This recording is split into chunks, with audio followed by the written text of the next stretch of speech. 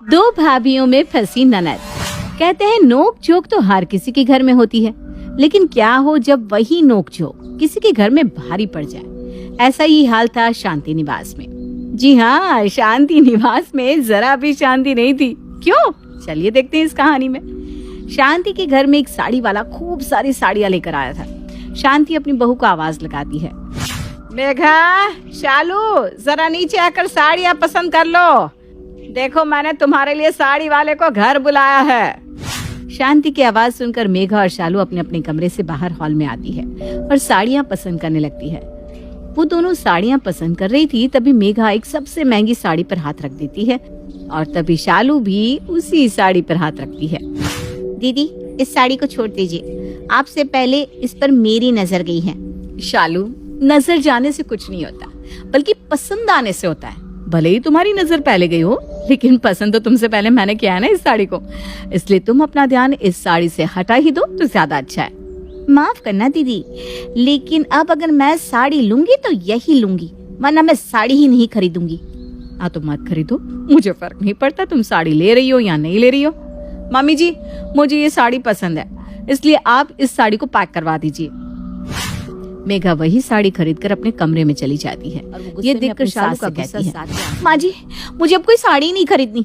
साड़ी वाले भैया, आप इन साड़ियों को वापस ले जाइए, क्योंकि जो साड़ी मुझे पसंद थी वो मेरी जेठानी ने ले ली है।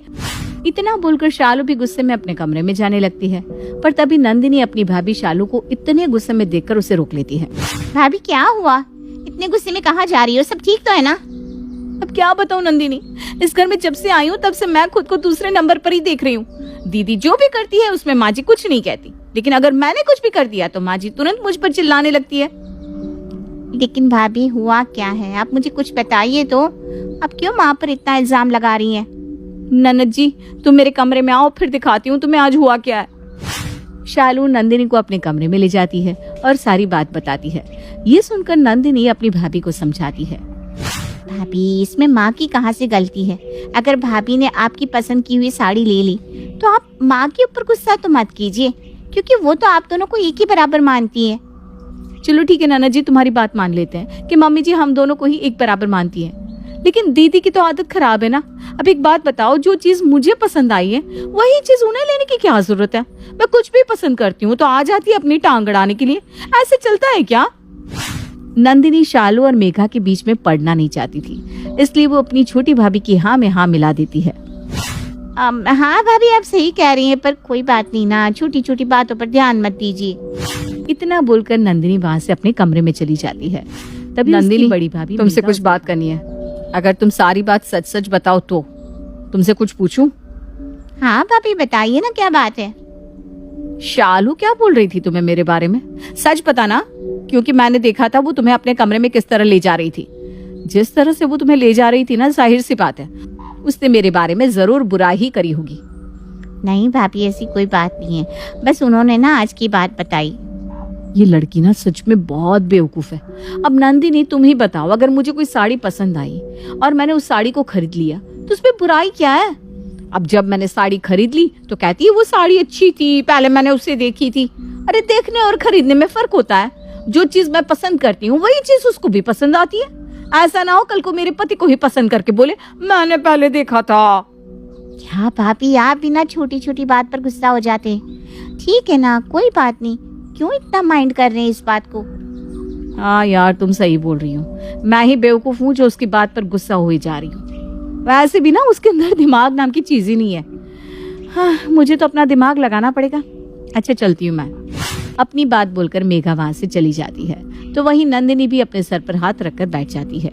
ऐसे ही समय गुजरता है और एक दिन शालू का पति राहुल उसके लिए प्यारा सा नेकलेस लेकर आता है।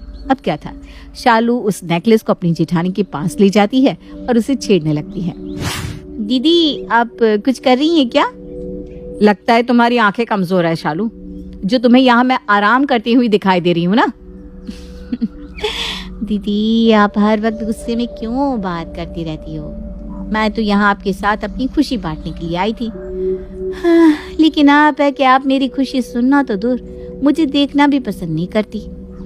ओह अच्छा, तो तुम मेरे साथ यहाँ अपनी खुशी बांटने आई हो।